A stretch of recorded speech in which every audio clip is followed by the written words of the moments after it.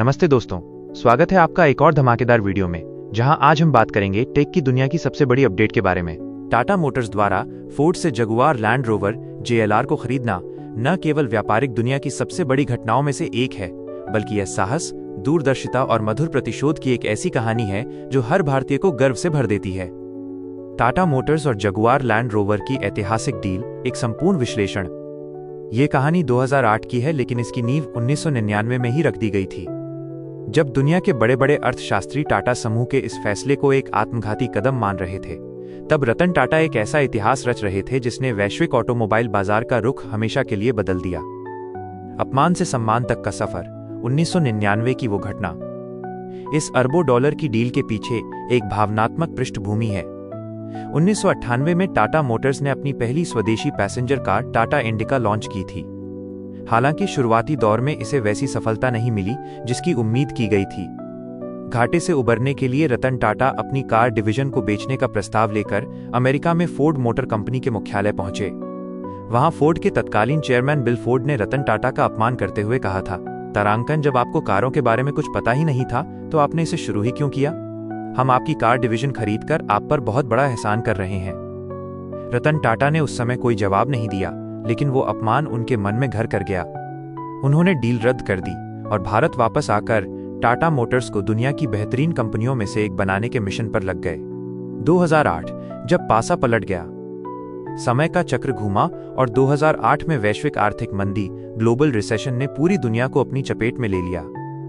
इस मंदी की सबसे बड़ी गाज अमेरिकी ऑटोमोबाइल कंपनियों पर गिरी।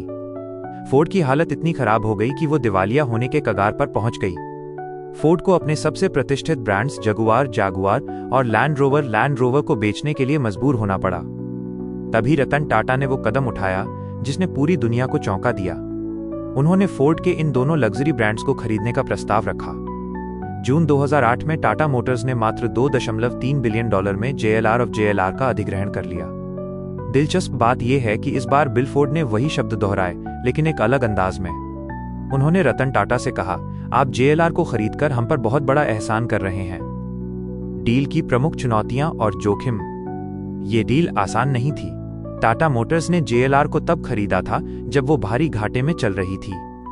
आलोचकों का कहना था कि एक भारतीय कंपनी जो सस्ती और ट्रक जैसी गाड़ियां बनाने के लिए जानी जाती है, वो ब्रिटिश लग्जरी ब्रांड्स को कैसे संभालेगी।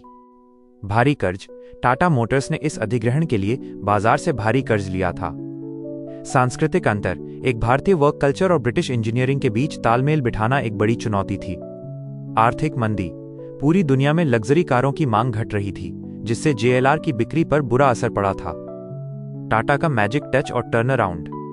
रतन टाटा ने JLR को खरीदने के बाद उनके प्रबंधन में ज्यादा हस्तक्षेप नहीं किया, बल्कि उन्हें आवश्यक संसाधन और निवेश उपलब्ध कराया। उन्होंने ब्रिटेन के कारखानों को बंद करने के बजाय वहां की मैन्युफैक्चरिंग को और मजबूत किया। टाटा मोटर्स ने JLR की डिजाइनिंग और टेक्नोलॉजी पर ध्यान केंद्रित किया।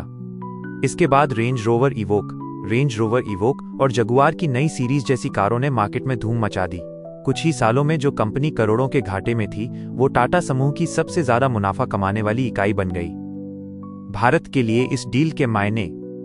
इस डील ने साबित कर दिया कि भारतीय कंपनियां न केवल ग्लोबल ब्रांड्स खरीद सकती हैं, बल्कि उन्हें सफलतापूर्वक चला भी सकती हैं। आज जगुआर लैंड रोवर का आधे से ज्यादा राजस्व चीन, अमेरिका और यूरोप जैसे बाजारों से आता है, जिससे टाटा मोटर्स एक ग्लोबल ऑटोमोबाइल दिग्गज बन गई है। यह डील केवल बिजनेस की नहीं, बल्कि एक विजनरी लीडर के अटूट विश्वास की कहानी है। रतन टाटा ने दिखा दिया कि सफलता ही अपमान का सबसे करारा जवाब है।